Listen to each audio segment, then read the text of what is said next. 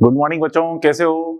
देखिए बेटा, कल अपन ने टॉपिक स्टार्ट किया था ईएमआई। ठीक है, ईएमआई के अंदर आपको मैंने पहले समझाया था मैग्नेटिक फ्लक्स के बारे में। ठीक है, magnetic flux means number of magnetic lines passing from any surface और any frame is called magnetic flux. ठीक है, means number of magnetic lines. ठीक है, हम बोलते हैं flux number of magnetic lines को शो करती है। मींस जितना ज्यादा फ्लक्स हुआ मींस उतनी ज्यादा नंबर ऑफ लाइंस क्रॉस हो रही है वहां से उस गिवन सरफेस से या गिवन फ्रेम से।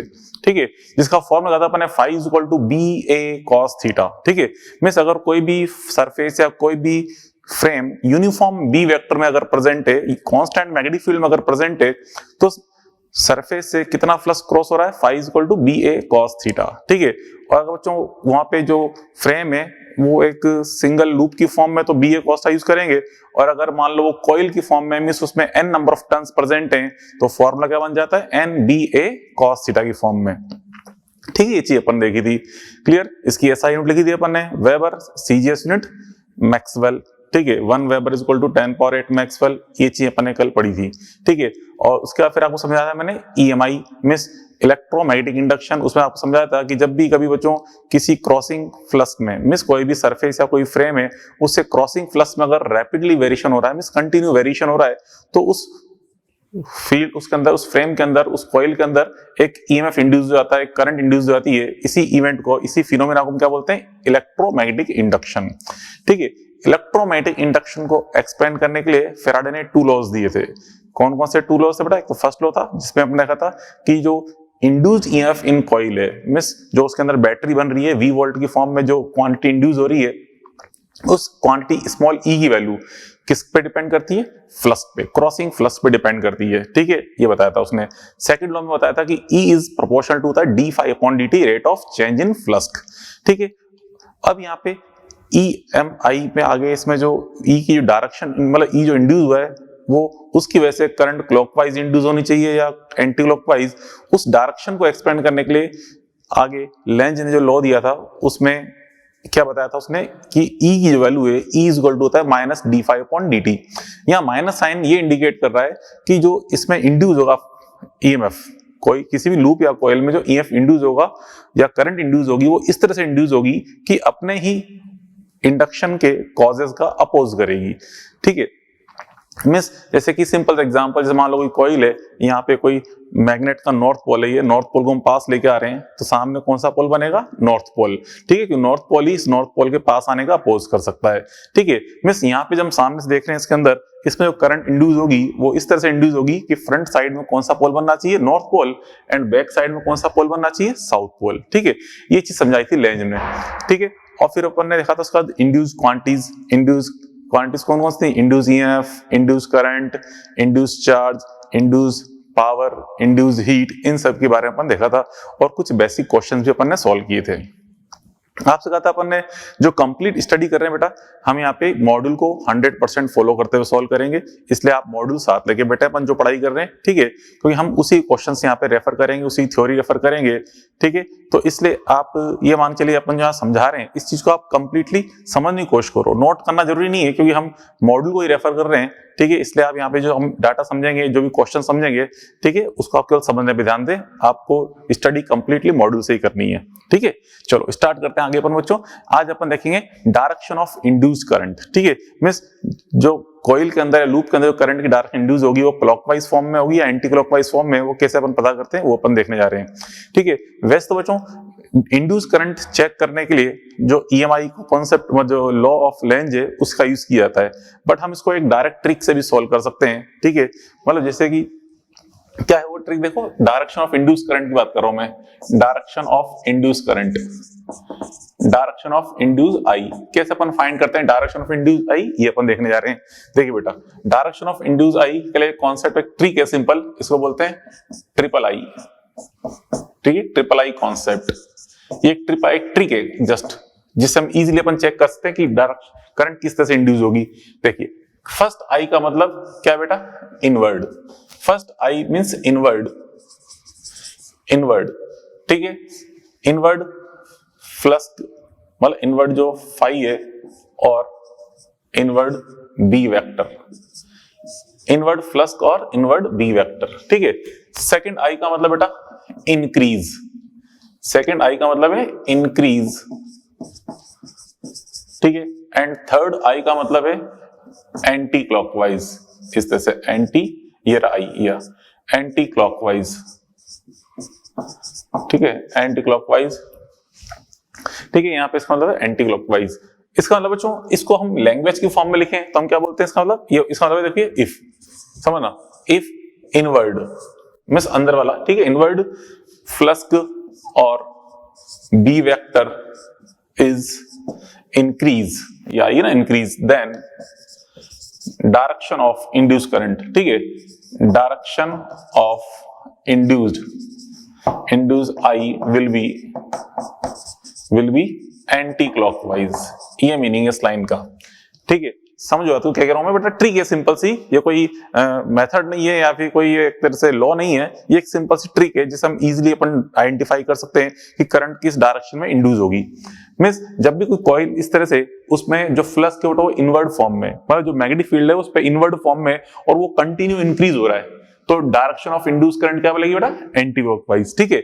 अगर हम देखो ये लिखा है मैंने, एक तो ये और एक ये और एक ये, ठीक है, ये तीन चीजें वही है, ये इनवर्ड हो गया, ये इंक्रीज हो गया, ये एंटी क्लॉकवाइज।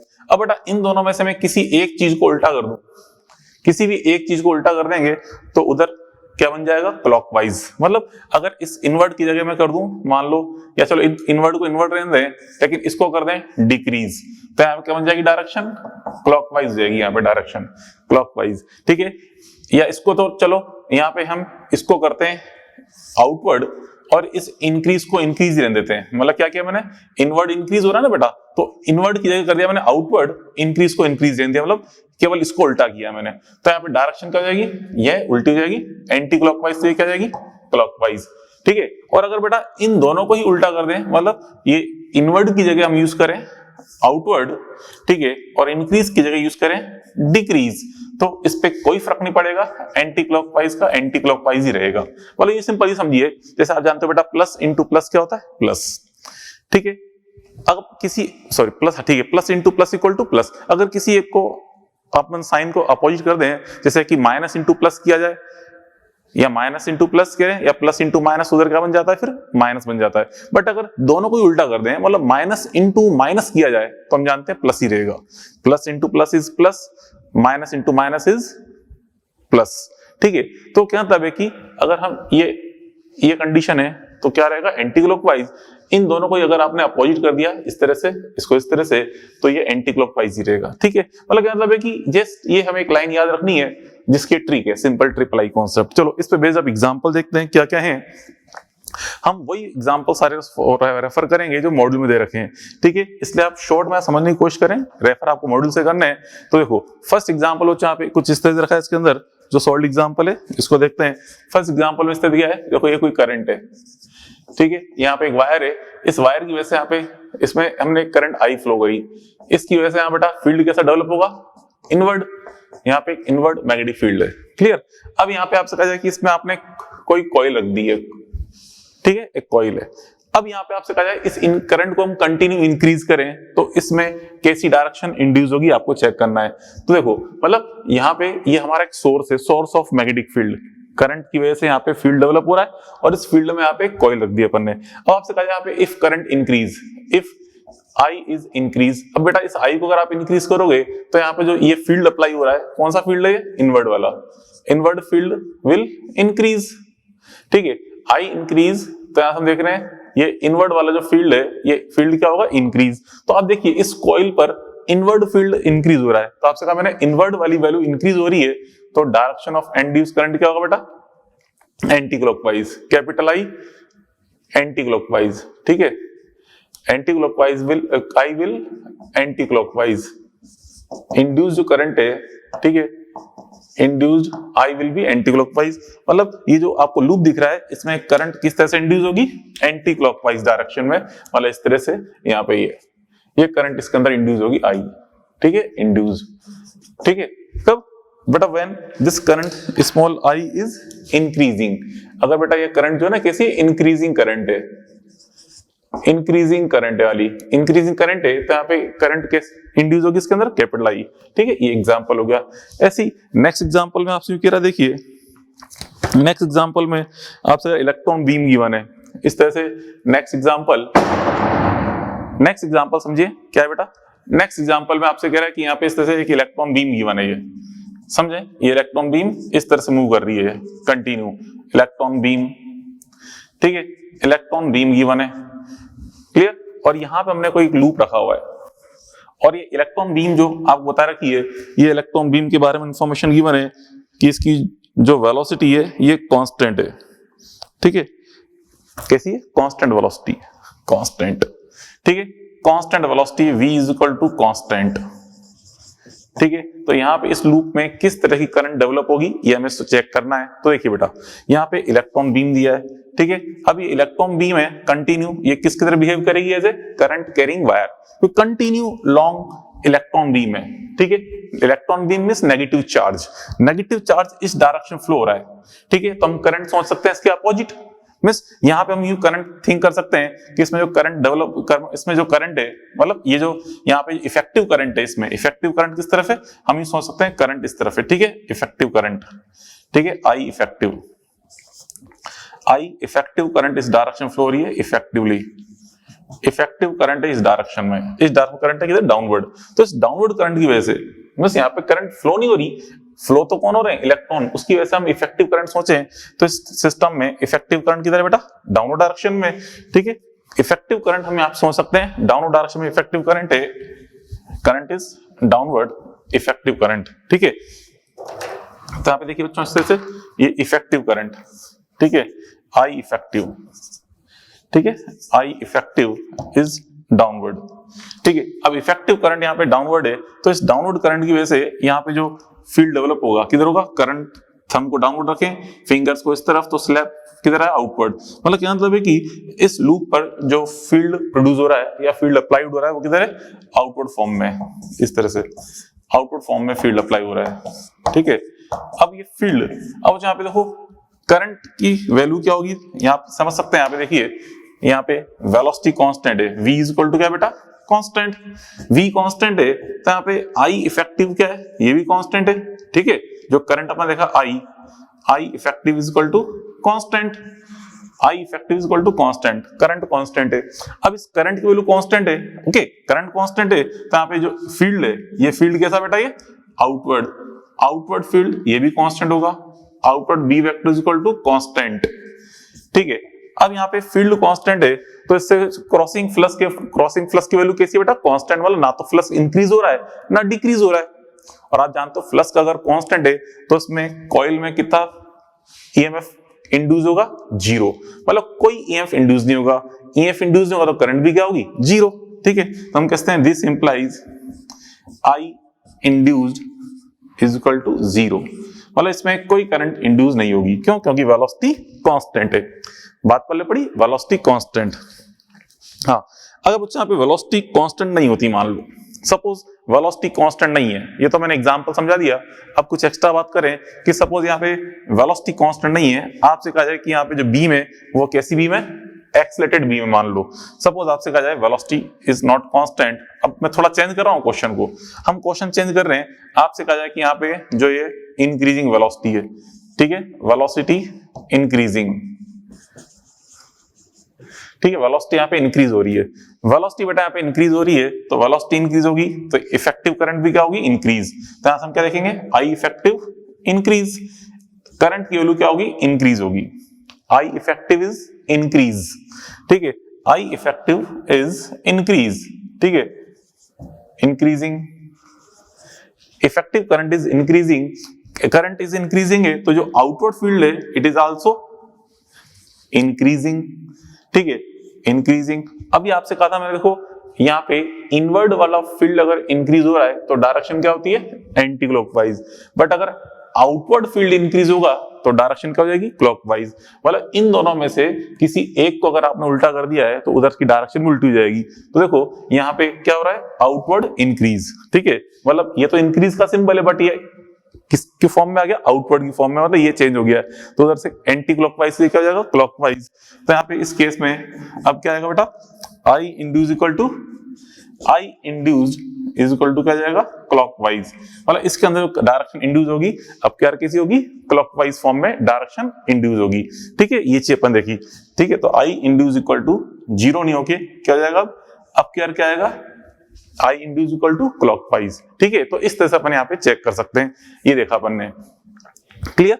ऐसे बच्चों आगे नेक्स्ट एग्जांपल में अब आपसे कहा जाए कि देखो नेक्स्ट एग्जांपल काफी अच्छा एग्जांपल है, काफी अच्छा एग्जांपल है। उस एग्जांपल में क्या है समझना बात को। नेक्स्ट एग्जांपल अपन देखें, नेक्स्ट एग्जांपल यहाँ पे जो थर्ड एग्जांपल है, नेक्स्ट एग्जांपल में यहाँ पे जो करंट की वैल्यू है, अब यहाँ पे जो उसमें अभी तक तो हमने इलेक्ट्रॉन बीम दी थी। ठीक है, सेकंड एग्जांपल में अपने इलेक्ट्रॉन बीम का यूज किया था। अब यहाँ पे जो नेक्स्ट एग्जांपल देख रहे हैं उसमें इलेक्ट्रॉन बीम नहीं है, एक सिंगल इलेक्ट्रॉन मूव कर रहा है। देखिए जो नेक्स्ट एग्जांपल है इसमें एग्जांपल नंबर जो उसमें 16 लिखा हुआ है उसकी बात कर रहे हैं, एग्जांपल नंबर 16 देखिए। ठीक है, जो नेक्स्ट एग्जांपल पर देखने जा रहे हैं एग्जांपल नंबर 16 की बात कर रहा हूं मैं। यहाँ पे देखिए बेटा इस तरह से एक इलेक्ट्रॉन बीम है, यहाँ पे एक इलेक्ट्रॉन बीम नहीं है सॉरी, और सिंगल इलेक्ट्रॉन है, एक सिंगल इलेक्ट्रॉन की बात करें, एक इलेक्ट्रॉन है सिंगल। ठीक है, और यहाँ पे एक लूप रखा हुआ है। ठीक, एक सिंगल इलेक्ट्रॉन मूव कर रहा है और इसकी पोजीशन है ए बी सी, मतलब ये v स्पीड से मूव कर रहा है। v कैसी बेटा कांस्टेंट। ठीक है, कांस्टेंट स्पीड से इलेक्ट्रॉन मूव कर रहा है। ठीक है, ये कोई पोजीशन a है, यहाँ पे b है, फिर यहाँ पे c है, मतलब a से c तक जा रहा है। ये पॉइंट हो गया, यहाँ b पॉइंट हो गया, यहाँ c पॉइंट हो गया, a से c तक मूव करना है इसको। तो उस केस में कितना फील्ड डेवलप होगा ये हमें फाइंड करना है, किस डायरेक्शन में। तो देखो समझो क्या यहाँ पे कहां से कहां तक जा रहा है इलेक्ट्रॉन, ए से बी तक, एक सिंगल इलेक्ट्रॉन है। इससे पहले वाले एग्जांपल में क्या था, पूरी इलेक्ट्रॉन बीम थी। इलेक्ट्रॉन बीम मींस एक के पीछे एक के पीछे एक के पीछे कई सारे इलेक्ट्रॉन्स कंटिन्यू जा रहे हैं। ठीक है, आई बस में मतलब एक तरह से मान सकते हैं कि जैसे ट्रेन होती है ना, ट्रेन या कोई क्यू होती है। ठीक है, उस क्यू में मैनी ऑब्जेक्ट्स एक के पीछे होते हैं, वैसे इलेक्ट्रॉन बीम थी पहले। अब यहाँ पे एक सिंगल इलेक्ट्रॉन है। अब जो सिंगल इलेक्ट्रॉन है तो उसको पूरा में एक करंट कैरिंग वायर तो मान नहीं सकते, इसको एक छोटा सा एलिमेंट ही मानना पड़ेगा। तो ये इलेक्ट्रॉन इस पोजीशन पे, तो यहाँ पे हम क्या सोच सकते हैं, छोटा सा करंट कैरिंग एलिमेंट। ठीक है, यहाँ पे अपन क्या सोचेंगे, करंट कैरिंग एलिमेंट, जिसमें करंट क्या होगी, इस तरह होगी आई। ठीक है, आई इस तरह से होगी। ठीक है, आई इफेक्टिव बोल लो चाहो तो उसको आई इफेक्टिव। ठीक है, ये छोटा सा करना पड़ेगा अपन एलिमेंट। ठीक है, एलिमेंट अपन को समझना पड़ेगा, ये एलिमेंट है ये। ठीक है, एलिमेंट। ठीक है, इफेक्टिव करंट की तरह डाउनवर्ड है इसमें। ठीक है, इफेक्टिव करंट यहाँ पे डाउनवर्ड फ्लो हो रही है, I effective is downward, I effective is downward. इसको अपन ने क्या लिया बेटा, छोटा सा करंट कैरिंग एलिमेंट। ठीक है, करंट कैरिंग एलिमेंट। अब यहाँ पे देखो इस एलिमेंट की वजह से, इस अभी एलिमेंट यहाँ पे, इस एलिमेंट पे यहाँ पे जो फील्ड डेवलप होगा वो कैसा होगा, फील्ड इस तरह से आउटवर्ड फॉर्म में। कैसा होगा बेटा, field outward. Due to this element field is outward. Okay, field यहाँ पे आउटवर्ड है, तो यहाँ पर देखा due to this element here field is outward. ठीक है, अब यहाँ पे देखो, अब ए से बी तक जा रहा है यहाँ पे, तो ए टू बी अपन देखें, ए टू बी जब मोशन करेगा तो ए टू बी मोशन में क्या होगा, यहाँ पे ए से बी जाएगा तो ये जो एलिमेंट है वायर के इस लूप के क्लोज आ रहा है। ठीक है, देखो यहां से आएगा तो इस लूप के क्लोज आ रहा है यहाँ पे, तो यहाँ पे डिस्टेंस क्या होगी, तो डिस्टेंस क्या होगी बेटा, डिक्रीज। ठीक है, डिस्टेंस यहाँ पे डिक्रीज होगी। अब डिस्टेंस डिक्रीज होगी तो मैग्नेटिक फील्ड की स्ट्रेंथ क्या होगी, इंक्रीज। मतलब यहाँ पे जो मैग्नेटिक फील्ड है ये स्ट्रॉन्ग होगा।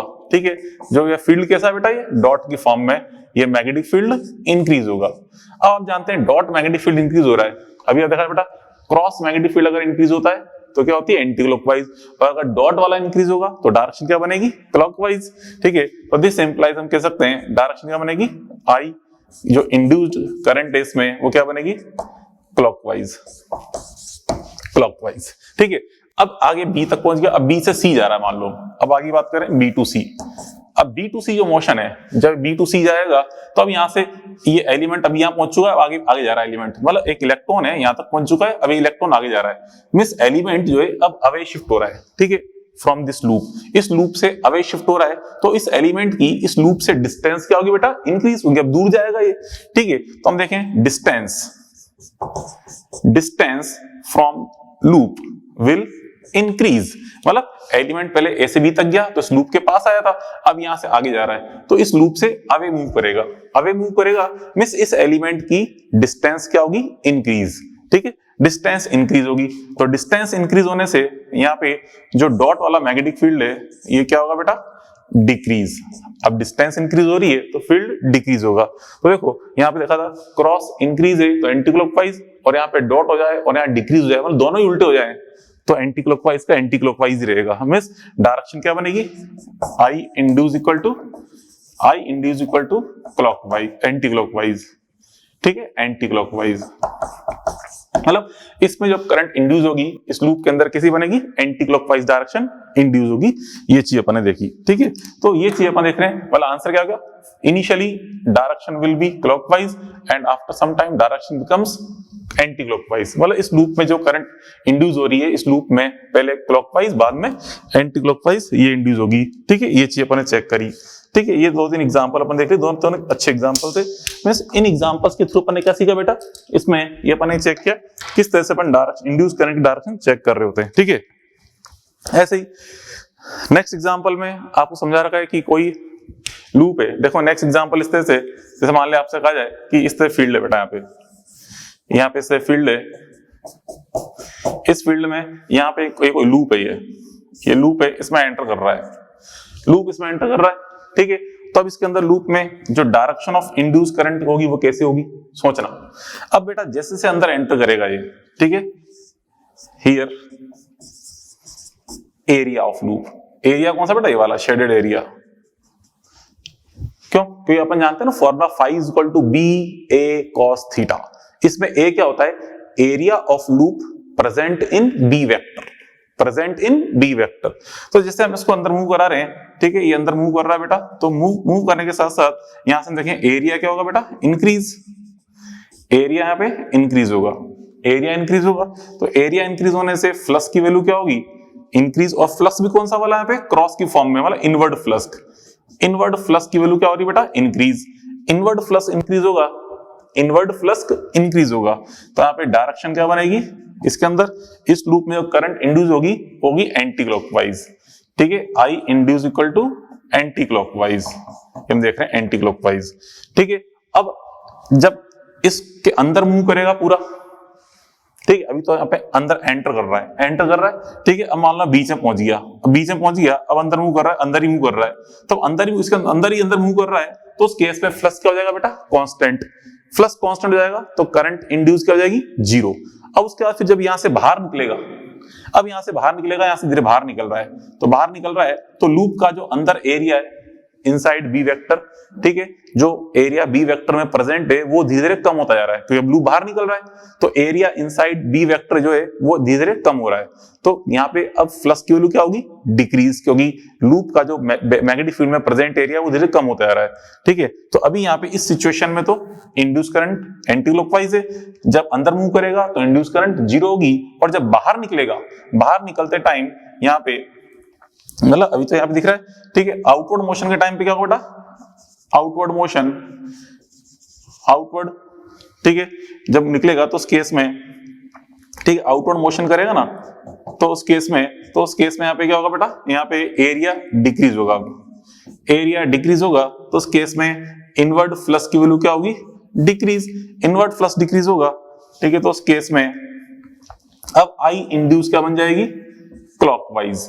इंड्यूस करंट यहाँ पे ऑप्टेन होगी क्लॉकवाइज फॉर्म में। वही एग्जांपल यहाँ पे 17 में समझाया गया है, ठीक है। एग्जांपल 17 वही दे रखा है, तो आपको एक बार एग्जांपल 17 ढंग समझो, यही सिचुएशन समझा रखी है उसके अंदर, ठीक है। उसके बाद अपन देखें बेटा इसके अंदर आगे अपन देखेंगे एग्जांपल नंबर 18, इसको भी देख लें। चलो एग्जांपल नंबर 18 को, कि आज अपना मेन पर्पस यही है कि डायरेक्शन ऑफ इंड्यूस करंट अपन को सीखना है, किस तरह से यहाँ पे direction of induce current upon define करते हैं, ठीक है। ये चीज अपन देखने जा रहे हैं। तो देखिए अब एग्जांपल नंबर 17 को समझिए आप, 17 हो गया, एग्जांपल नंबर 18। एग्जांपल नंबर 18 में तो यहाँ पे एक सिंपल सी बात कह रखी है कि यहाँ पे बच्चों उसके अंदर जो क्या है, in following figure rod of length L moving constant velocity v and C shape metallic frame, ठीक है, find out magnitude and direction of induce between A and B. मतलब देखो सिचुएशन कुछ इस तरह से, देखिए आपसे कहा जा रहा है बेटा इस तरह एक फ्रेम है, ये फ्रेम मतलब मेटालिक फ्रेम है, ठीक है। इस पे हमने एक रॉड है, इस रॉड को अपन मूव करा रहे हैं इस डायरेक्शन में, ठीक है। एंड फील्ड हमने यहाँ पे अप्लाई करा कैसा बेटा, इस तरह से,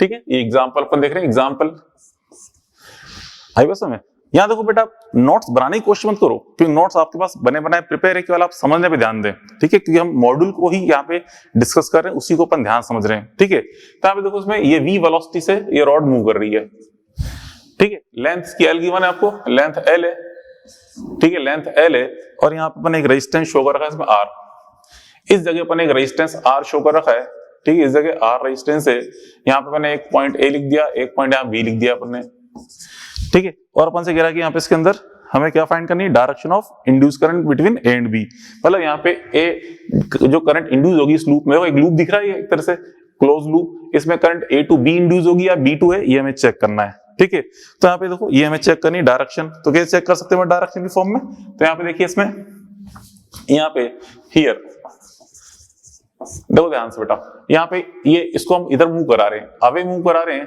तो ये जो एरिया है, एरिया क्या हो रहा है, कंटिन्यू इंक्रीज, एरिया इंक्रीज हो रहा है, तो फ्लक्स की वैल्यू भी क्या होगी, इंक्रीज, क्योंकि लूप धीरे बड़ा होता जा रहा है, ये लूप धीरे वाइड हो रहा है, ठीक है। तो यहाँ पे एरिया क्या हो रहा है, इंक्रीज, ठीक है, एरिया इंक्रीज हो रहा है, एरिया ऑफ लूप, ठीक है, एरिया ऑफ लूप इंक्रीज हो रहा है, ठीक है। तो जिससे अपन देख रहे हैं फ्लक्स, जो इनवर्ड फ्लक्स के वो क्या होगा बेटा, इंक्रीज। अब इनवर्ड फ्लक्स इंक्रीज होगा, तो यहाँ पे दो बताया था मैंने, इनवर्ड फ्लक्स अगर इंक्रीज है तो डायरेक्शन क्या बनेगी, क्या बनेगी डायरेक्शन, एंटी क्लॉकवाइज। तो यहाँ पे आई की जो वैल्यू है, ठीक है, induce I induce equal to क्या जाएगा बेटा, एंटी क्लॉकवाइज बनेगा, एंटी क्लॉकवाइज, ठीक है, मतलब इसके अंदर एंटी क्लॉकवाइज। अब एंटी क्लॉकवाइज को अपन रिप्रेजेंट करें, कैसे शो करेंगे, एंटी क्लॉकवाइज इस तरह से रिप्रेजेंट करेंगे, एंटी क्लॉकवाइज मतलब इस तरह से, ठीक है, इस तरह से आई को हम एंटी क्लॉकवाइज फॉर्म में रिप्रेजेंट कर रहे हैं, इस तरह से यहाँ पे आई इंड्यूस हो रही है, ठीक है, आई एंटी क्लॉकवाइज डायरेक्शन में करंट इंड्यूस होगी, ठीक है। ये अपन ने शो कर दिया, मतलब डायरेक्शन किधर जाएगी बेटा, ए टू बी, किधर जाएगी, ए टू बी इंड्यूस होगी करंट।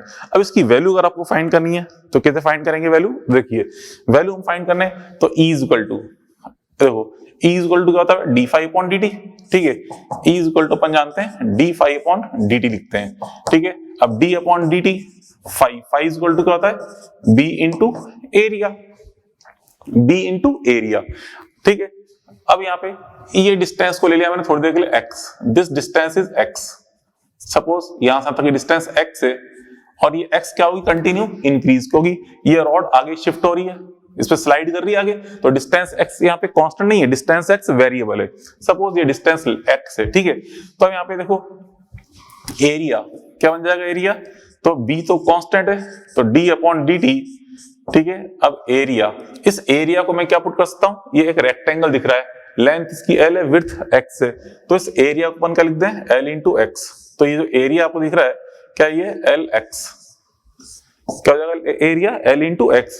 तो इसमें L को भी हम आउटसाइड में निकाल लेते, चलो L को भी मैंने आउटसाइड में दिया, B एंड L आउटसाइड में आ गए, ठीक है, तो अंदर क्या रह जाएगा x। अब dx अपॉन dt, x क्या है, डिस्टेंस, तो dx upon dt means rate of change in distance से क्या बन जाएगा, v बन जाएगा, ठीक है। तो rate of change in x किसको शो करेगा बेटा, v को, उसको v से रिप्रेजेंट कर देंगे, ठीक है। अच्छा यहाँ पे माइनस भी लगाओ, माइनस साइन आता है ना, माइनस साइन, ये माइनस साइन लगा दिया, ठीक है, माइनस की फॉर्म में आएगा रिजल्ट, ठीक है, माइनस, तो जाएगा ये minus B L D X upon D t का लिख देंगे v, तो माइनस बी एल वी, ये बन जाएगा रिजल्ट, ठीक है। ये आई निकालें अपन, तो आई इक्वल टू क्या बनता है, I equal to E upon R, ये कल समझाया था मैंने आपको, I equal to E upon R, तो ई अपॉन आर करेंगे तो minus B L V upon R किया जाएगा इसमें, ठीक है। तो इस तरह से अपन ने मैग्नीट्यूड भी चेक कर लिया, ओके। तो ये काफी अच्छा क्वेश्चन था, ये चीज अपन देखी, क्लियर। अब देखो नेक्स्ट एग्जांपल में यहाँ पे टू लूप्स वाली सिचुएशन दे रखी है। अब टू लूप्स आपस में कनेक्टेड है, ठीक, किस तरह से, देखो अगला एग्जाम्पल भी काफी अच्छा है। तो आप जितने भी एग्जाम्पल को ध्यान समझो बेटा, यहाँ में क्वेश्चन लिख लिया, क्वेश्चन आपके बुक में दे रखे हैं, ठीक है। इसको अपन एक एक क्वेश्चन को ध्यान समझ रहे हैं कि हर क्वेश्चन में हो क्या रहा है, ठीक है। तो उनको ढंग से प्रैक्टिस कर लो, फिर आगे आपको जो न्यू क्वेश्चन है उनमें ज्यादा दिक्कत नहीं आएगी। आप क्वेश्चन की थीम समझे, क्वेश्चन की थीम यही है, हम यहाँ पे डायरेक्शन ऑफ इंड्यूस करंट देख रहे हैं, और साथ साथ एक दो में जैसे आपने मैग्नीट्यूड भी निकाल लिया, वो भी देख सकते हैं अपन, ठीक है। चलो अब देखें नेक्स्ट एग्जांपल जो दे रखा बेटा इसके अंदर, नेक्स्ट एग्जांपल जो 19 है, एग्जांपल नंबर 19 में क्या सिचुएशन है आपको, देखो एग्जांपल नंबर 19 की अपन बात करें तो एग्जांपल नंबर 19 में आपको टू लूप्स बता रखे इस तरह से, देखो समझना बात को। एग्जाम्पल नंबर 19 में क्या कंडीशन है, ठीक है, एक तो लूप यहां दिखा रखा है, छोटा लूप है ये, ठीक है। और जो दूसरा लूप है बेटा यहाँ पे इसमें इस तरह से दूसरा लूप, ये बड़ा लूप है थोड़ा सा, यहां से ये इस तरह का सिंबल है, मतलब ये दोनों यहां से वायर कनेक्टेड नहीं है, कनेक्ट नहीं हो रहे, मतलब यहाँ जंक्शन नहीं है, इस तरह से यहाँ पे ये इस पोजीशन दे रखी है और यहाँ पे फील्ड इनवर्ड है ये, ठीक है, इनवर्ड फील्ड, फील्ड यहाँ पे इनवर्ड अप्लाई हो रहा है, फील्ड इनवर्ड फील्ड, ये कंडीशन इनवर्ड फील्ड। अब आपसे कह रहा है कि यहाँ पे मैग्नेटिक फील्ड कंटिन्यू इंक्रीज हो रहा है, ठीक है, फील्ड की वैल्यू क्या हो, कंटिन्यू इंक्रीज, फील्ड इनवर्ड है एंड ये कंटिन्यू इंक्रीज हो रहा है, तो यहाँ पे डायरेक्शन ऑफ इंड्यूस करंट हमें चेक करनी है, क्या होगी डायरेक्शन ऑफ इंड्यूस करंट, ठीक है। ये बेटा छोटा लूप है, इसका एरिया A1 है, ये एरिया A1, ये एरिया A2, ठीक है। हम देख रहे हैं यहाँ पे जो एरिया A1 है, A1 is less than A2 है, ठीक है, A1 is less than A2 हमें दिख रहा है, ये छोटा एरिया। अब यहाँ पे देखो इसमें जो डायरेक्शन ऑफ इंड्यूस करंट की बात करें, क्योंकि B यहाँ पे इंक्रीज है, ये बोला है, ठीक है, इनवर्ड जो B है ये इंक्रीज हो रहा है, इनवर्ड B यहाँ पे इंक्रीज हो रहा है, ठीक है, इनवर्ड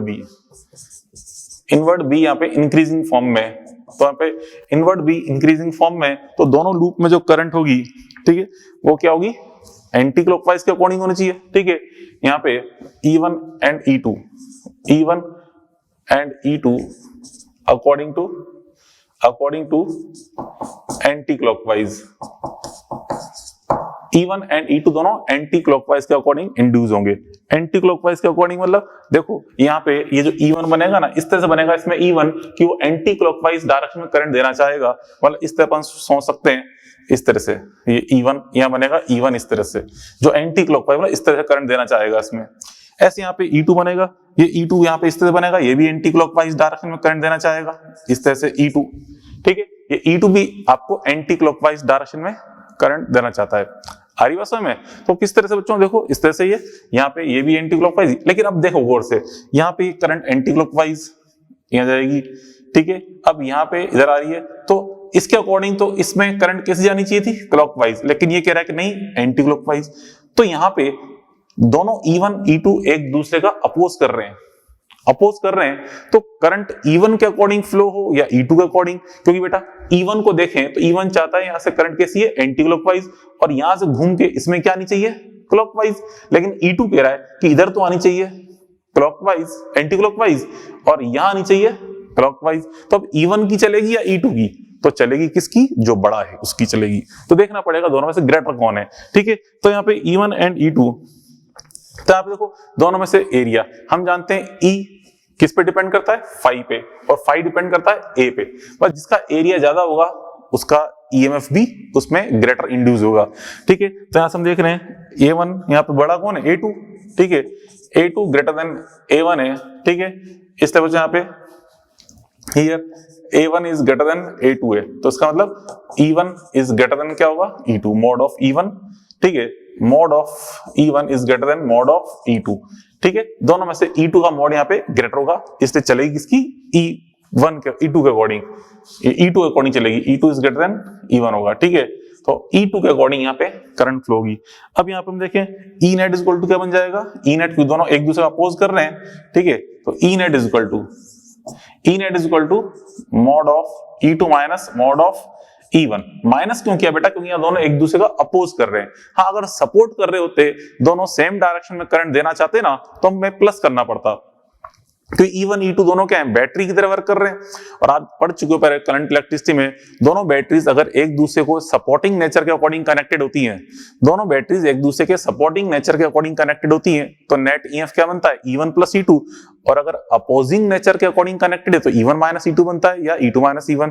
तो वही सिचुएशन यहाँ देख रहे हैं कि दोनों बैटरीज यहाँ पे इंड्यूस हुई है, वो अपोजिंग नेचर के अकॉर्डिंग है, इसलिए हमने यहाँ पे E2 माइनस E1 कर दिया है, ठीक है। तो बस ये आ गया। अब यहाँ पे mode of E2 minus mod of E1 कर देंगे, तो यहाँ से mode of E2 minus mod of E1 को हम जानते हैं E इज इक्वल टू क्या होता है, d phi अपॉन dt, ठीक है। या कहते हैं यहाँ पे देखो E is equal to d phi upon dt होता है, तो d phi is equal to लिख दें b into a upon dt minus d b a1 upon dt, ठीक है। ये लिख दिया मैंने d phi upon dt magnitude, बस अब कुछ नहीं करना है। इसके अंदर एक कॉमन ले लिया यहाँ पे, तो A2 माइनस हो जाएगा, यहाँ पे कॉमन ले लो dB अपॉन dt, कॉमन ले लिया, क्या आ गया बेटा A2 माइनस A1, बस ये एक्सप्लेन कर रखा आगे। ये क्या बन जाएगा, ई नेट आ गया, ठीक है। ई नेट किसके अकॉर्डिंग बन रहा है बेटा, ये अकॉर्डिंग टू डायरेक्शन की, अकॉर्डिंग टू E2, ठीक है। Direction is according to E2, direction is according to E2, E2 के अकॉर्डिंग इसकी डायरेक्शन बनेगी, E2 के अकॉर्डिंग, किसके अकॉर्डिंग, E2 के अकॉर्डिंग, ये समझना, E2 अकॉर्डिंग। मतलब जो करंट इसमें इंड्यूस होगी, इसमें किसके अकॉर्डिंग इंड्यूस होगी, E2 के अकॉर्डिंग, E2 के अकॉर्डिंग, मतलब इस तरह से ये करंट यहाँ पे इंड्यूस होगी इसमें इस तरह से, मतलब बड़े लूप के अकॉर्डिंग, ठीक है। इस बड़े लूप के अकॉर्डिंग इसमें करंट इंड्यूस होगी, I इंड्यूस, ठीक है। इस करंट पूरे सर्किल में इंड्यूस होगी, ठीक है। तो I इंड्यूस अपन देखेंगे तो I इंड्यूस इक्वल टू क्या जाएगा, E net upon R net, E net upon R net, ठीक है। और ये अपन देख रहे हैं, ये जो करंट आ रही है किसमें आ रही है, इस लार्ज लूप में, तो क्या बेटा, एंटी क्लॉकवाइज, ठीक है, anti clockwise in loop A2 and clockwise in loop A1।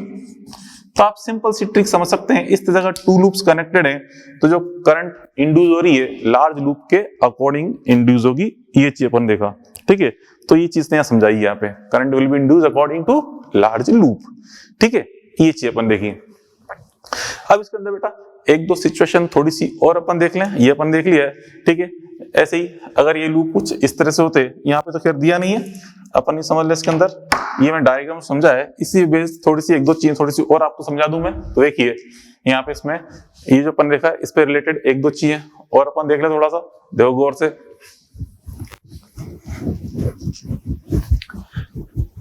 देखो यहाँ बात कर रहे हैं डायरेक्शन ऑफ इंड्यूस करंट की इस टाइप ऑफ क्वेश्चंस के अंदर, ठीक है। यहाँ बच्चों गौर से देखो, यहाँ पे दोनों लूप्स आपस में कनेक्ट नहीं हो रहे, मींस जंक्शन नहीं है, ये एक ही लूप यहाँ से होके इसी से आगे कनेक्शन कर रहा है, ठीक है।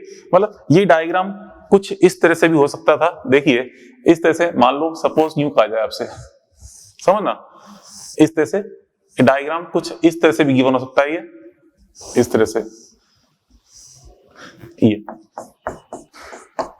इसमें शो नहीं हो रहा, लेकिन ये अपन ने अलग से दिखा रहे हैं मॉड्यूल के अंदर, इसमें दे नहीं रखा वाला एग्जांपल, ठीक है। हाँ दिया हुआ है, देखो यहाँ पे पास में जो एक्सरसाइज है ना, एक्सरसाइज नंबर 3, इस एक्सरसाइज 3 में दे रखा है वाला एग्जांपल, ठीक है। एक्सरसाइज 3 में यहाँ पे दे रखा है एग्जांपल, इसके पास ही पेज पे एक्सरसाइज है, यहाँ पे A पॉइंट है, यहाँ पे B पॉइंट, ठीक है। अब आपसे कह रहा है कि इसमें वो सिचुएशन है, मैग्नेटिक फील्ड अगर इंक्रीज करें इनवर्ड वाला, ये जो इनवर्ड मैग्नेटिक फील्ड है इसको अगर इंक्रीज करेंगे तो उसके अकॉर्डिंग जो इसमें इंड्यूस ईएमएफ आएंगे, इंड्यूस ईएमएफ जो होंगे कैसे होंगे बेटा, देखो ये दो लूप दिख रहे हैं, एक तो एक छोटा लूप और एक बड़ा लूप, ठीक है। तो यहाँ पे दोनों में करंट जो ईएमएफ इंड्यूस होगा, ईएमएफ तो किसके अकॉर्डिंग बनेगा, दोनों में इनवर्ड इंक्रीज हो रहा है, इनवर्ड भी इंक्रीज है, ठीक है। तो E1 एंड E2 दोनों क्या होंगे, एंटी क्लॉकवाइज, ठीक है।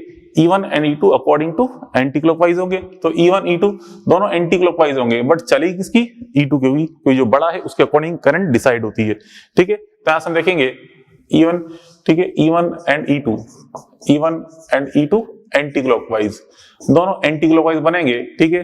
बट जो E नेट है, E net is according to large loop, जो लार्ज लूप है उसके अकॉर्डिंग ई नेट बनेगा।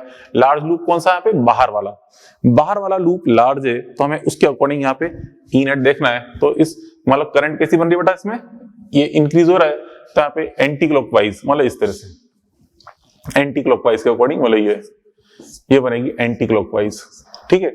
आई इंड्यूस इससे बनेगी एंटी क्लॉकवाइज, क्योंकि यहाँ पे जो E2 आएगा, ये E2 आएगा कुछ इस तरह से, ये E2 मतलब E net is according to large loop, E2 बन रहा है इस तरह से, मतलब लार्ज वाला लूप इस तरह से, ठीक है।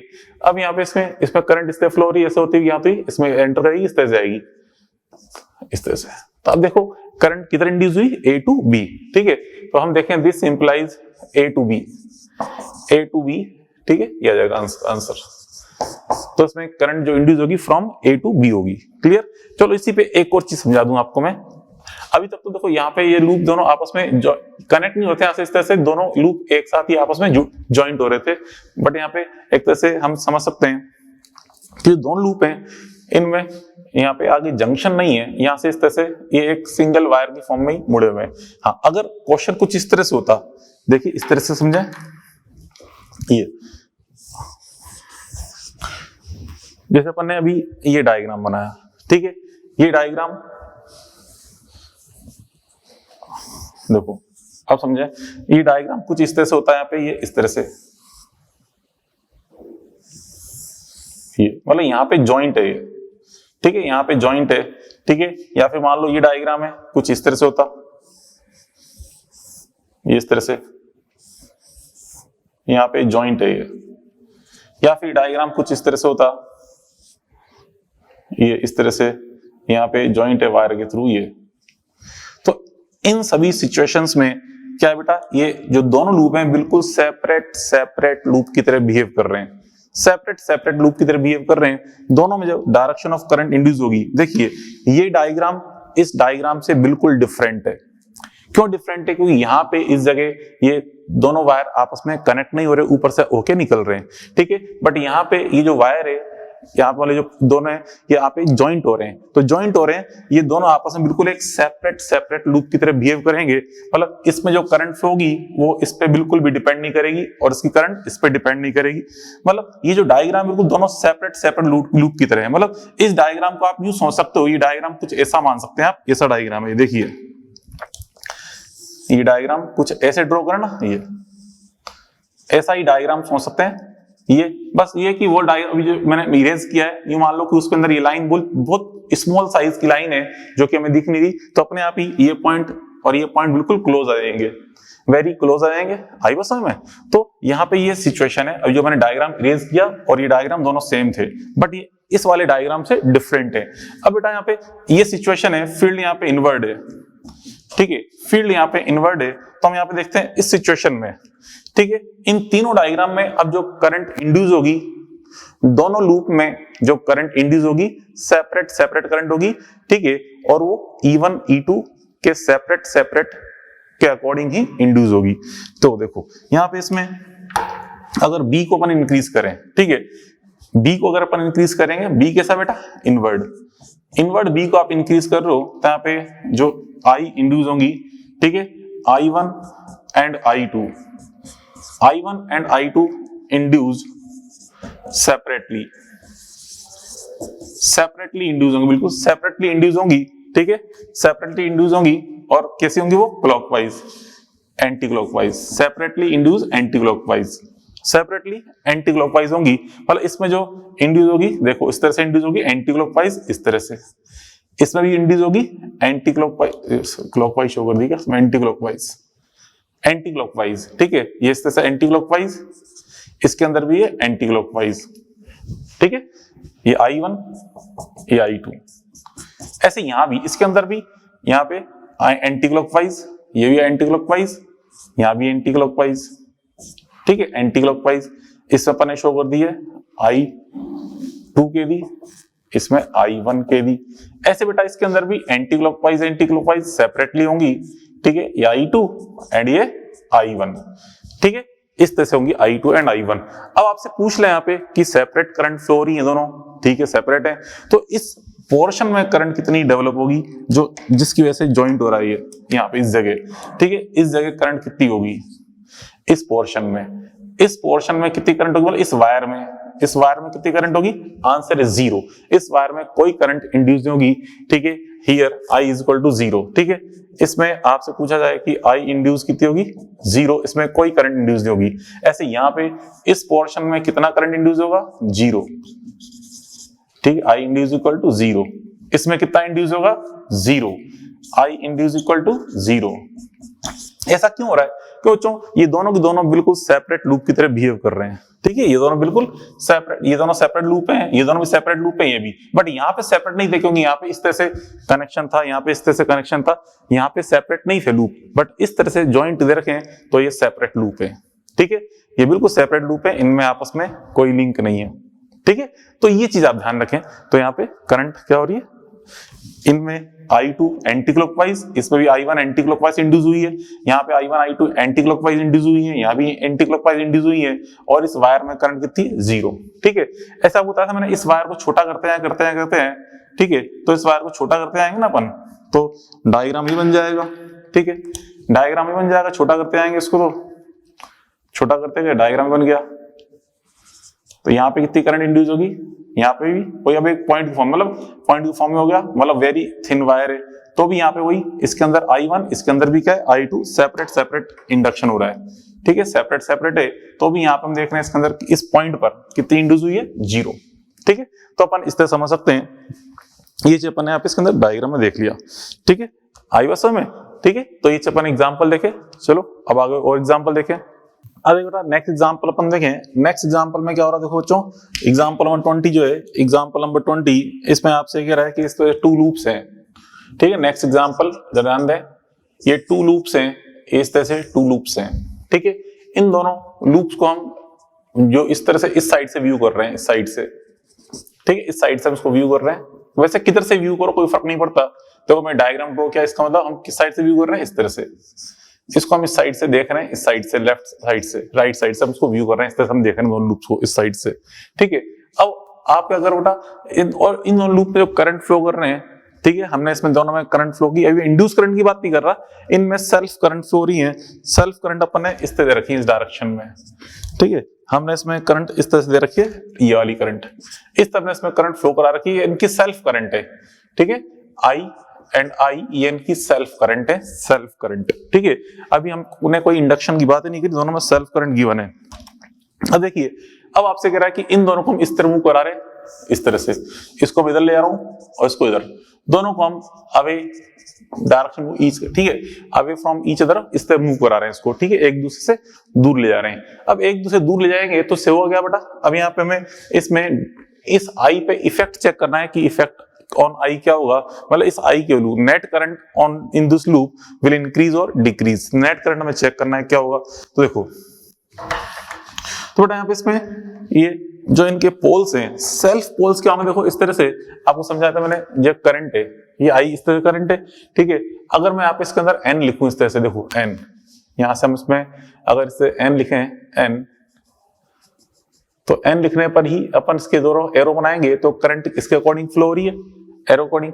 अगर मैं S लिखता तो उस I के अकॉर्डिंग हमें एरो ऑब्टेन नहीं होते, N लिखने पर ही यहाँ पे ये जो एरो हैं इस करंट के अलोंग ऑब्टेन हो रहे हैं, इसका मतलब यहाँ पे इसमें सेल्फ पोल कौन सा है, N, ठीक है। ऐसे यहाँ पे इस तरफ जो सेल्फ पोल है वो कौन सा है बेटा, सेल्फ पोल, ये N है, इस तरह से सेल्फ पोल, ठीक है, ये सेल्फ पोल हो गए। मतलब सेल्फ पोल की बात करें, इधर सेल्फ पोल कौन सा बेटा, N, ठीक है, और इधर कौन सा सेल्फ पोल, S, इधर ये N और इधर सेल्फ पोल कौन सा, S, ये SN क्या है बेटा, सेल्फ पोल्स, ठीक है, जो खुद के पोल्स है वो।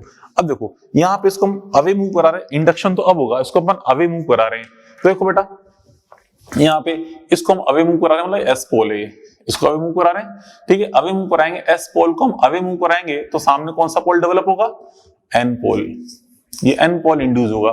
कल समझाया था आपको मैंने, जैसे कोई लूप है, ठीक है, यहाँ पे कोई ये S पोल है, ठीक है, इसको मैं अवे मूव कराऊं तो सामने कौन सा पोल मिलता है, opposite pole, that is north pole. मतलब जब भी हम मैग्नेट को या किसी भी पोल को अवे मूव कराते हैं तो सामने अपोजिट पोल डेवलप होता है, ठीक है, पास लेके आते हैं तो सेम पोल डेवलप होता है। तो यहाँ पे इसको हम S को अवे मूव करा रहे हैं, यहाँ पे N पोल डेवलप होगा, अभी इधर N डेवलप हो रहा है तो बैक साइड में क्या होगा, S पोल, ठीक है, ऐसे ही। अब देखिए यहाँ पे अभी इसको देखो, अब हम इसको इधर मूव करा रहे हैं, इस N को अवे मूव करा रहे हैं तो सामने इस कॉइल पे कौन सा पोल डेवलप होगा, इस जगह S पोल, ठीक है, इस N को अवे मूव करा है तो यहाँ पे S पोल डेवलप होगा, तो S डेवलप हुआ तो बैक साइड में N अपन लिख सकते हैं, N पोल। तो देखिए बेटा ये तो कौन से पोल है, इंड्यूस पोल है, ये सारे पोल्स कौन से, इंड्यूस्ड, ये इंड्यूस पोल मैंने इंडिकेट किए, इंड्यूस पोल्स, इंड्यूस्ड पोल्स। और ये कौन से हैं, सेल्फ पोल हैं सारे। तो ये इंड्यूस पोल्स हैं और ये सेल्फ पोल दोनों क्या हैं, बिल्कुल एक जैसे हैं, जैसा इंडक्शन हो रहा है बिल्कुल वैसा ही इनकी जो सेल्फ नेचर थी उसी के अकॉर्डिंग इंडक्शन हुआ है, तो करंट की वैल्यू क्या होगी, इंक्रीज, ठीक है। तो हम देखते हैं इंड्यूस पोल्स क्या है, सेम एज सेल्फ पोल्स हैं, ठीक है। तो induce poles are same as self poles, ठीक है। तो दिस इंप्लाइज I की वैल्यू क्या होगी, इंक्रीज, ठीक है, I in both will increase, दोनों में नेट करंट क्या होगी, इंक्रीज, क्योंकि जो इंडक्शन ऑफ करंट है, ठीक है, वो इस मेन करंट के अकॉर्डिंग ही ऑब्टेन हो रहा है। मतलब जो ये करंट जिस डायरेक्शन में करंट ये है ना, उसी डायरेक्शन में करंट इंड्यूस भी हो रही है, तो वो इस करंट को सपोर्ट करेगी, तो थोड़ा सा इंक्रीज कर देगी, तो दोनों में करंट इंक्रीज होगी। हाँ, अगर बच्चों दोनों टुवर्ड्स ईच अदर मूव कराते तो सोचिए रिजल्ट क्या था। दोनों को टुवर्ड्स ईच अदर मूव कराएंगे ना, तो सेल्फ पोल तो वही रहेंगे, क्योंकि सेल्फ पोल तो इस करंट की वजह से, खुद की करंट की वजह से, ठीक है। मोशन की वजह से कौन से पोल्स आए, ये वाले इंड्यूस पोल्स। दोनों को हम टुवर्ड्स ईच अदर मूव कराते ना, तो यहाँ पे पोल्स उल्टे आते हैं, इधर आता है एस एन, जो कि सेल्फ पोल के अपोजिट थे। तो अब उस केस में करंट की वैल्यू क्या होती, डिक्रीज। क्यों? क्योंकि induce current will be opposite to the main current, तो नेट करंट क्या हो जाएगी, डिक्रीज जाएगी। माइनस करना पड़ेगा ना हमें, क्योंकि अपोजिट डायरेक्शन में आ रही है। तो ये है, ठीक है। अब देखें नेक्स्ट एग्जांपल। अब देखो नेक्स्ट एग्जांपल यहाँ पे कैपेसिटर की फॉर्म में है बच्चों। देखिए नेक्स्ट एग्जांपल इस तरह कह रहा है कि यहाँ बच्चों इसमें एक ये मैग्नेटिक फील्ड है, ठीक है। इस मैग्नेटिक फील्ड में एक हमने ये लूप रखा हुआ है, और इस लूप की दोनों एंड्स की कैपेसिटर प्लेट से कनेक्टेड है। ये कैपेसिटर प्लेट है, इस कैपेसिटर प्लेट से कनेक्टेड है दोनों एंड्स। अब आपसे कहा जाए इस मैग्नेटिक फील्ड को अगर अपन इंक्रीज करें, मैग्नेटिक फील्ड को इंक्रीज करेंगे तो इन दोनों में से कौन सी प्लेट पॉजिटिव बनेगी, कौन सी नेगेटिव बनेगी, हमें चेक करना है। तो देखो बेटा, यहाँ पे अगर अपन बी को इंक्रीज करेंगे, इनवर्ट बी को हम इंक्रीज करेंगे, तो इनवर्ट बी को इंक्रीज करने पर क्या होगा, यहाँ पे जो ई है वो किसके अकॉर्डिंग इंड्यूस होगा बेटा, ई इंड्यूस क्या होगा, क्लॉकवाइज या एंटी क्लॉकवाइज। अभी बताया था मैंने, यहाँ पे इनवर्ड बी इंक्रीज है, तो ई इंड्यूस क्या होगा, एंटी क्लॉकवाइज, ठीक है, एंटी क्लॉकवाइज। तो ई इंड्यूस यहाँ पे एंटी क्लॉकवाइज के अकॉर्डिंग होगा। एंटी क्लॉकवाइज मतलब एंटी क्लॉकवाइज डायरेक्शन में करंट देना चाहेगा, मतलब इस तरह से, ठीक है, इस तरह से करंट, मतलब इस तरह से ई यहाँ पे इंड्यूस हो रहा है, इंड्यूस ईएफ इस तरह से होगा, और इधर बनेगा माइनस, इधर बनेगा प्लस, क्योंकि ये इस तरह से एंटी क्लॉकवाइज डायरेक्शन में करंट देना चाहता है। तो उसके अकॉर्डिंग यहाँ पे कौन सी प्लेट पॉजिटिव आएगी, कौन सी नेगेटिव आएगी बेटा, देखो ये इंडक्शन हुआ ई का, मतलब इस तरह से यहाँ पे इस तरह से ये ई इंड्यूस हुआ है, इस तरह से ई से इंड्यूस हुआ है, यहाँ माइनस बन रहा है, यहाँ प्लस, इस तरह से ई का इंडक्शन हो रहा है। तो इस प्लस के आप बच्चों कैपेसिटर पढ़ चुके हो, ये जो बैटरी है जिस तरफ प्लस है उस तरफ क्या बनता है, प्लस। या मतलब ये वाली प्लेट आ जाएगी पॉजिटिव, और ये वाली नेगेटिव से आ जाएगी नेगेटिव, ये हो जाएगा इसमें इंडक्शन। तो यहाँ पे जो लोअर प्लेट है ये तो आएगी positive, and upper plate will be negative. Lower plate positive, upper plate negative, ये हो जाएगा। इसमें वही लिखा है Q gets positive charge, lower plate positive charge आएगा। इस तरह अपन समझ सकते हैं इसको, ठीक है। नेक्स्ट एग्जांपल क्या बेटा, देखिए नेक्स्ट एग्जांपल अपन देखें। नेक्स्ट एग्जांपल में यहाँ पे 2 कॉइल्स अपन को शो कर रखी हैं, एक में तो बैटरी अप्लाई कर रखी है, मतलब इस तरह से, एक ये कॉइल है, ठीक है, एक ये कॉइल है, ठीक है। इसमें अपन बैटरी हेल्प से इसमें करंट फ्लो कर रहे हैं, बैटरी हेल्प से, यूजिंग बैटरी, तो इस तरह से बैटरी हेल्प से इसमें करंट फ्लो कर रहे हैं।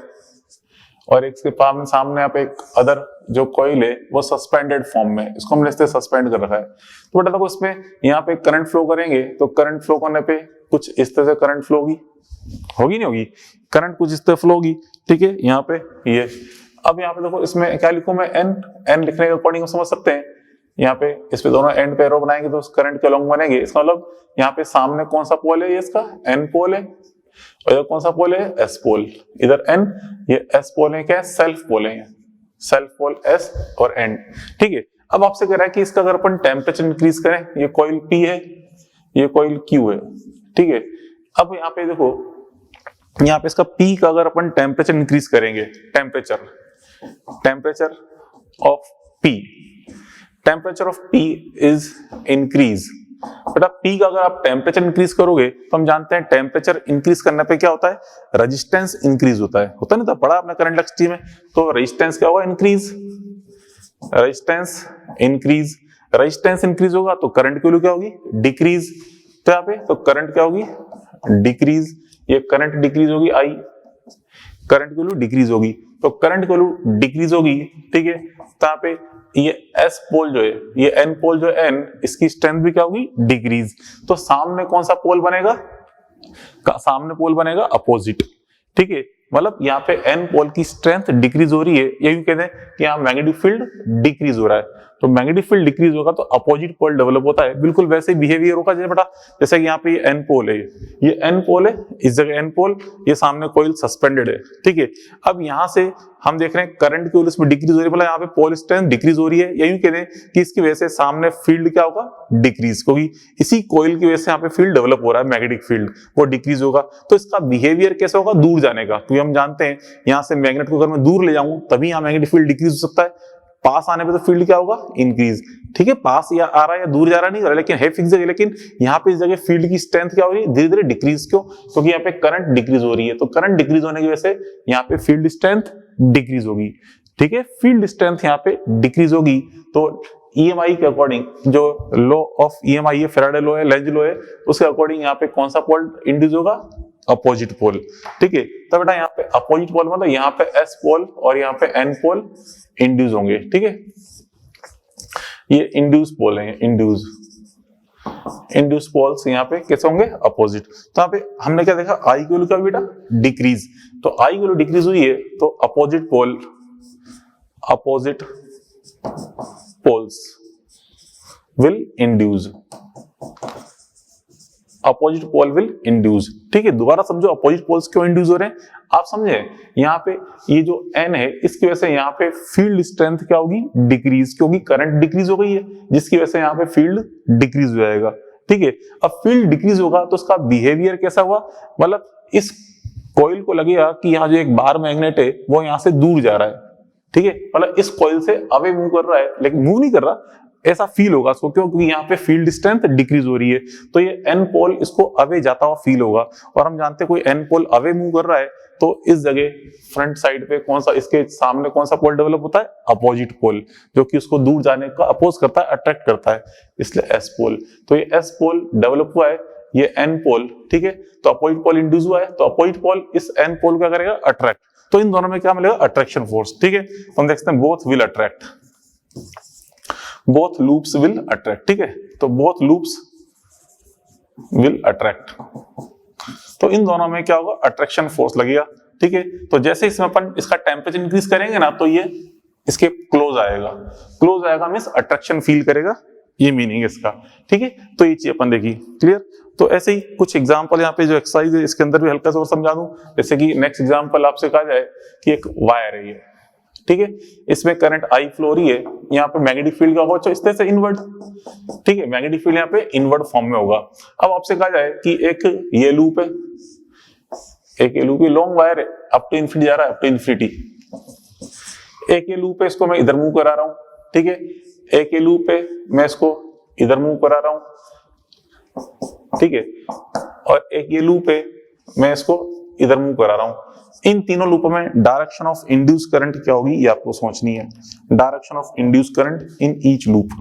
तो बेटा देखो यहाँ पे हम जानते हैं यहाँ जो इस वायर की वजह से जो फील्ड है वो फील्ड कैसा है, नॉन यूनिफॉर्म, दूर जाने पर मतलब यहाँ से दूर जाएंगे तो फील्ड क्या होता है, डिक्रीज होता है। तो देखो इस फर्स्ट डायग्राम में ये जो वायर, ये लूप है, इसके पैरेलल मूव कर रहा है, मतलब अंदर जो फील्ड की स्ट्रेंथ है ना तो इंक्रीज हो रही है ना डिक्रीज हो रही है, तो अंदर फील्ड कैसा है, यूनिफॉर्म।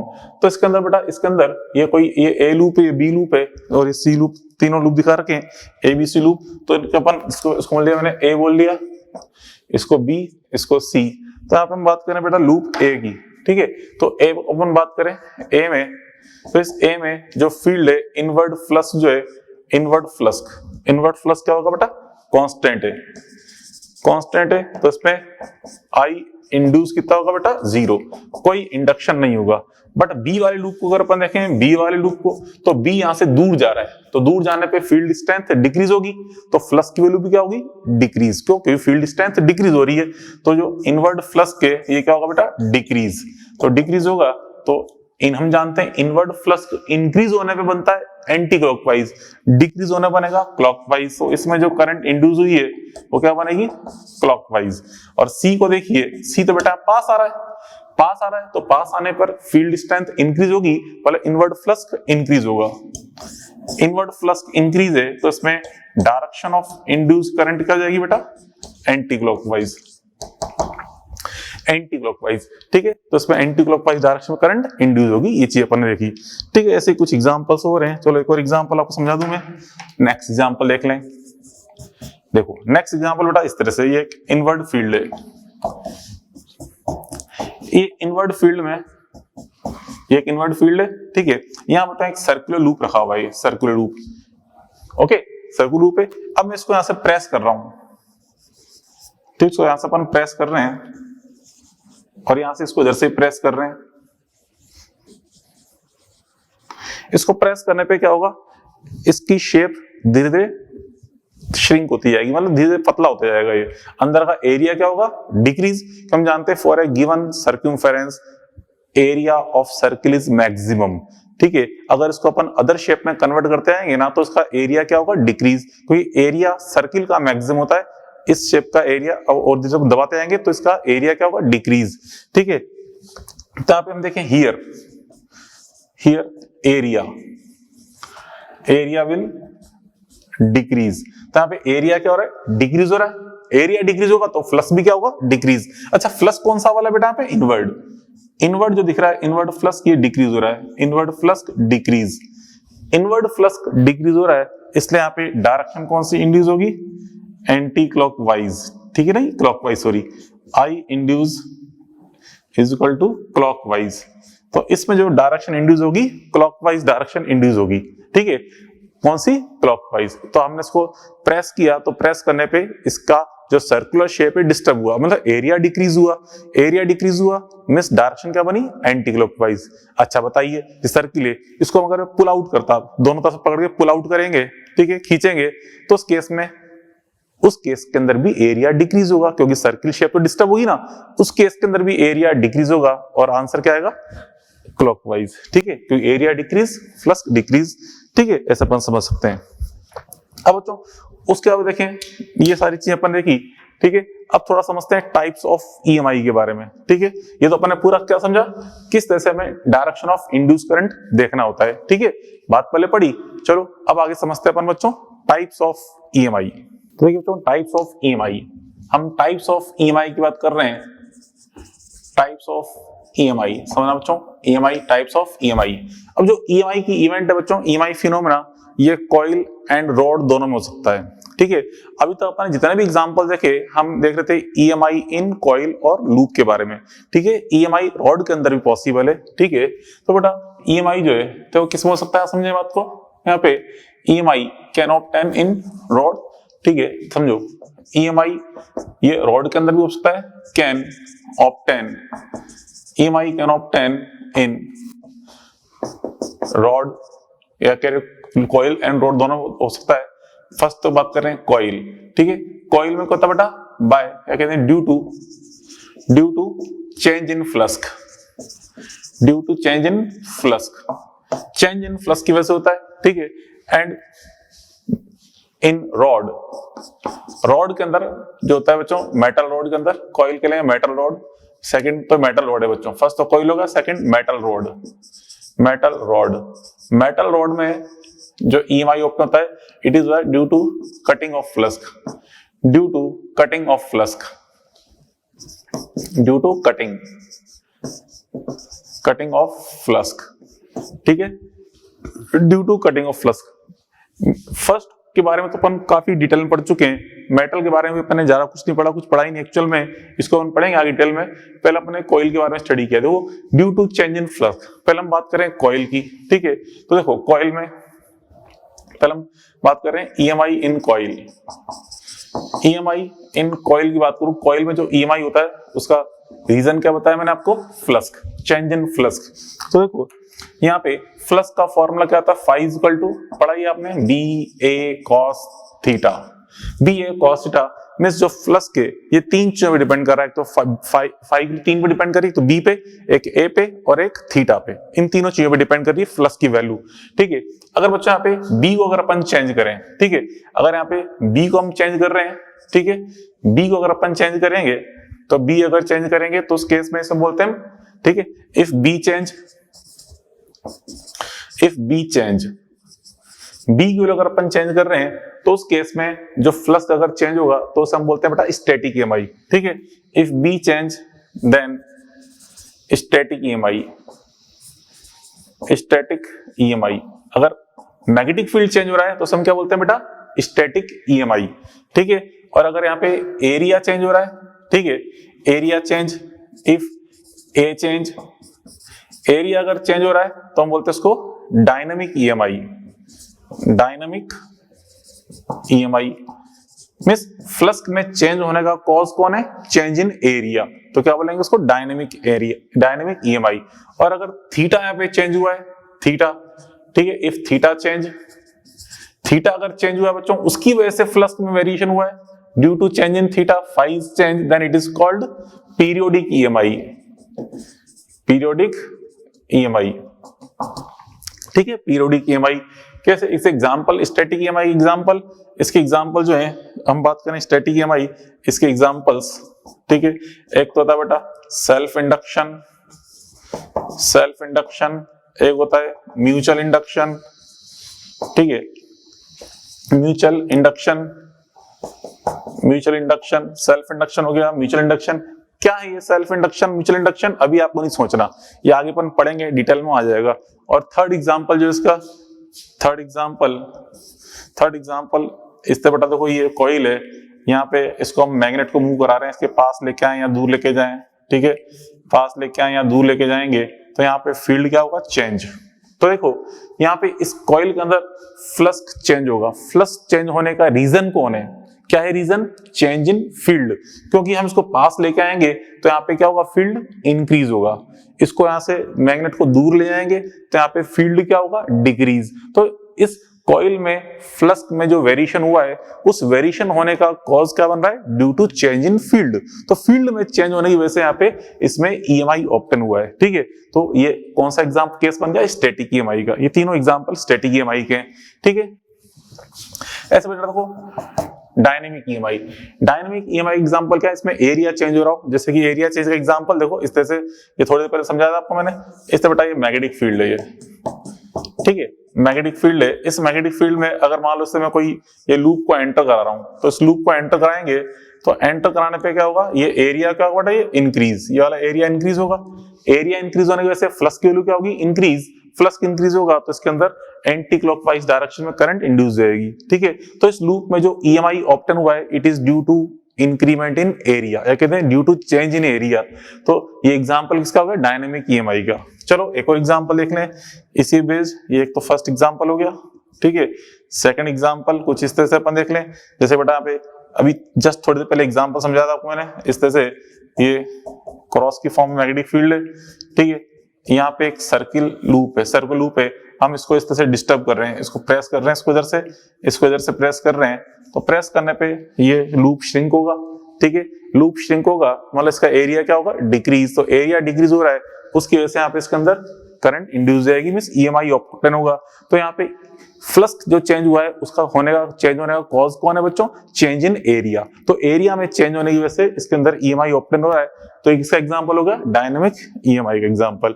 ऐसे पीरियोडिक ईएमआई, पीरियोडिक ईएमआई का एग्जांपल अपन देखते हैं बच्चों, यहाँ पे जैसे कि देखो इस तरह से ये कोई लूप है, ठीक है, ये कोई इस तरह बच्चों लूप है, इस तरह से ये लूप है, यहाँ ये कोई एन पोल और ये एस पोल है, पावरफुल मैग्नेट्स हैं, एन पोल एस पोल, ठीक है। तो इस एन पोल एस पोल की वजह से देखो इस तरह से मैग्नेटिक फील्ड होगा, इस डायरेक्शन में मैग्नेटिक फील्ड, ठीक है, मैग्नेटिक फील्ड इस डायरेक्शन में, और ये जो लूप है इसको हम इस तरह से रोटेट करा रहे हैं इस डायरेक्शन में, ठीक है, एक्सिस के अबाउट। इस एक्सिस के अबाउट अगर मैं इसको रोटेट करा रहा हूं विद ओमेगा इक्वल वेलोसिटी, तो इसका बेटा देखो एरिया वेक्टर क्या होगा, सरफेस के परपेंडिकुलर, इस तरह से इसका एरिया वेक्टर, ये एरिया वेक्टर, ये एरो तो शो कर रहा है बी वेक्टर को, और ये एरो शो कर रहा है इसको एरिया वेक्टर को, एरिया वेक्टर, ठीक है। तो यहाँ पर इसमें जो एंगल है कंटिन्यू एंगल चेंज होगा नहीं होगा, इसको अपन रोटेट करेंगे तो एंगल थीटा क्या होगा, कंटिन्यू चेंज। ये एंगल जो थीटा आपको दिख रहा है, थीटा विल चेंज कंटिन्यूअसली, तो थीटा कंटिन्यू चेंज होगा तो इसके अंदर से क्रॉसिंग फ्लक्स भी क्या होगा, वेरी करेगा इस लूप में से, ठीक है। इसे बोलते हैं पीरियोडिक ईएमआई। जो पढ़ेंगे आगे अपन जनरेटर, मोटर, ये पढ़ेंगे इंस्ट्रूमेंट्स, तो उसमें ऐसा ही होता है कि मतलब जो जनरेटर है ना, जनरेटर मेनली जनरेटर की बात कर रहे हैं, ठीक है, जो जनरेटर है इसमें इलेक्ट्रिसिटी जनरेट होती है, वो इसी प्रिंसिपल बेस्ड है पीरियोडिक ईएमआई पे। Generator is based on EMI, ठीक है, उसमें कॉइल ऐसे रोटेट होती है, क्रॉसिंग फ्लक्स चेंज होता है due to change in theta, ठीक है, ये हो गया। ये तो हो गया ईएमआई इन कॉइल। अब देखिए बेटा ईएमआई इन रॉड, ईएमआई इन रॉड, तो रॉड में ईएमआई है तो इस वजह से क्या कटिंग ऑफ फ्लक्स की वजह से ऑप्टन होती है। और जो इसे हम बोलते हैं यहाँ पे कटिंग ऑफ फ्लक्स तभी होगा जब रॉड मोशन कंडीशन में, तभी वो फ्लक्स को कट करती मूव करती है, ठीक है। मतलब रॉड की वजह से फ्लक्स की कटिंग कब होती है, जब रॉड मोशन फॉर्म में होती है, इसलिए इसको बोलते हैं बच्चों मोशनल ईएमआई। क्या बोलते हैं, motional EMI, motional EMI, because यहाँ पे रॉड मोशन में प्रेजेंट होती है। अब मोशन भी दो टाइप का हो सकता है, ठीक है। एक तो होता है बेटा यहाँ पे कौन सा मोशन, लीनियर मोशन, ठीक है, bye linear motion, linear motion of road, bye linear motion of rod, ठीक है। मतलब इस तरह बच्चों देखिए कोई रॉड है, ये मतलब एक तरह से मैग्नेटिक फील्ड है, ये मैग्नेटिक फील्ड, ठीक है। इस मैग्नेटिक फील्ड में कोई रॉड है, ये इस तरह से, ये रॉड है, रॉड ऑफ लेंथ एल, ठीक है, ये एल लेंथ की रॉड है, ये इस तरह मूव करी with velocity V, V velocity इसको अगर मूव करा रहे हो तो इस केस में इसमें जो ई डेवलप होता है रॉड के अंदर, ई इज इक्वल टू होता है बी वी एल, ये होता है E is equal to B V L, ठीक है। कितना बनता है, E is equal to B V L, ठीक है। क्यों बनता है, कैसे बनता है, वो आगे पढ़ेंगे, कल पढ़ाऊंगा आपको मैं इसको डिटेल में, कल आ जाएगा ये चीज, E is equal to B V L, ठीक है। एंड सेकंड जो है बच्चों by rotation motion, rotation motion, ठीक है। रोटेशन मोशन की वजह से भी यहाँ पे इसमें कटिंग ऑफ फ्लक्स होता है। देखिए कुछ इस तरह से, जैसे अपन ने ये फील्ड है, इनवर्ड फॉर्म में फील्ड है मान लो, ठीक है। कैसा बेटा, इनवर्ड फील्ड, फील्ड यहाँ पे इनवर्ड फॉर्म में, इनवर्ड मैग्नेटिक फील्ड है, ठीक है। और इसके अंदर हम एक रॉड को सेंटर से पिवोट रोटेट कर रहे हैं, और इस तरह कोई रॉड है, ये रॉड, इसको अपन ने वन एंड से पिवोटेड कर दिया है, वन एंड से, इस एंड से पिवोट कर दिया है इस रॉड को, हम इसको रोटेट कर रहे हैं इस तरह से, इस हम रोड को रोटेट कर रहे हैं। तो यहां से ये रोड रोटेट होगी, फ्लक्स की कटिंग करती रोटेट करेगी, कटिंग, ठीक है। मतलब जैसे ये डायग्राम है, इसके अंदर फील्ड कैसी, इनवर्ड, ठीक। कटिंग समझ सकते हो बच्चों, जैसे ग्रास है मान लो, ग्रास, ठीक है, कोई घास है, ग्रास उग रही है, ठीक है, वर्टिकल फॉर्म में, मान लो ग्राउंड है, ग्राउंड पे वर्टिकल ग्रास उग रही है, ठीक है। और एक रॉड इस तरह से, ठीक है, नाइफ की तरह रॉड है, तो इसकी कटिंग करते आगे मूव करी, कटिंग इस तरह से, जैसे रॉड यूं आ रही, कटिंग करती मूव कर रही है कंटिन्यू। तो वैसे बच्चों ये समझ लो रॉड है, ठीक है, और यहाँ पे यूं समझ बोर्ड के परपेंडिकुलर वर्टिकल ग्रास है, बोर्ड के परपेंडिकुलर ग्रास है, यहाँ से रॉड यूं आ रही है, ऐसे कटिंग करती जा रही है, ठीक है। तो कटिंग करती मूव करेगी, ठीक है, तो उसकी वजह से इस रॉड के अंदर ईएमआई डेवलप हो जाएगा। ऐसे यहाँ पे जो रॉड है ये रोटेट हो रही है, ठीक है, रोटेशन, मतलब यहाँ से इसको फिक्स कर रहा है, यूं रोटेट कर रहे हैं रोड को, यूं रोटेट करेंगे तो इसके रास्ते में जो भी ग्रास आई उसकी कटिंग होती जाएगी, इस तरह कटिंग होती जाएगी, ठीक है। तो इस तरह रॉड रोटेशन की वजह से कटिंग जो होगी उसकी वजह से भी यहाँ पे इसमें ईएमआई डेवलप होता है, ठीक है। और बच्चों उसको अगर अपन ओमेगा स्पीड से रोटेट कर रहे हैं, ओमेगा एंगुलर स्पीड, लेंथ की एल है, ठीक है, length L of this road, तो यहाँ पे ई होता है, ई इज इक्वल टू होता है half B omega L square, ठीक है, होता है। अब क्यों हो रहा है, कैसे हो रहा है, इसको अपन आगे कल डिटेल में पढ़ेंगे, ठीक है, ये चीजों के बारे में। ये होगा टाइप्स ऑफ ईएमआई, ठीक है। तो यहाँ तक आपको कल बच्चों पढ़ के आना है, और इसके अंदर जो एक्सरसाइज है, एक्सरसाइज जो थर्ड आपको दे रखी है, एक्सरसाइज थर्ड तक का, या आपका होमवर्क एक्सरसाइज थर्ड, मतलब जो मॉड्यूल है इसके अंदर थर्ड एक्सरसाइज में यहाँ पे 5 क्वेश्चन दे रखे हैं, यहाँ तक करके लेके आने हैं आपको, ठीक है। और फिर इसके अंदर नेक्स्ट जो टॉपिक है वो जो सेल्फ इंडक्शन समझा रखा है। हम सेल्फ इंडक्शन नहीं पढ़ेंगे, मतलब पहले जो थ्योरी है उसके अंदर पहले इस चीज को एक्सप्लेन कर रखा है, ठीक है, इन चीजों को, उसके बाद इसको एक्सप्लेन कर रखा है। हम पहले यहाँ पे इस चीज के बारे में स्टडी करेंगे, तो ये थोड़ी इंटरेस्टिंग चीज है, ठीक है। क्वेश्चन काफी इंटरेस्टिंग है, तो कल हम पहले इनको पढ़ेंगे, ईएमआई इन रॉड को bye linear motion and bye rotation motion, ठीक है। कल अपन स्टडी करेंगे, तो आपका जो होमवर्क है, ठीक है, ये एक्सरसाइज 3 तक के क्वेश्चन कंप्लीट करके लेके आने, और ये टाइप्स ऑफ ईएमआई आपको समझा दिया, ठीक है। ये आपको मतलब यहाँ से आप इसको नोट मत करिए, भले कोई दिक्कत है, आप पूरा मॉड्यूल रेफर करिए, मॉड्यूल से आपको स्टडी करनी है, यहीं से क्वेश्चन प्रैक्टिस करने हैं, सर आपको इसी को फॉलो करना है, ठीक है। बात पहले पढ़ी, ठीक है। तो चलो कल यहाँ पढ़ के आना, कल इसको अपन स्टडी करेंगे, ओके, कल मिलते हैं, ओके, गुड बाय।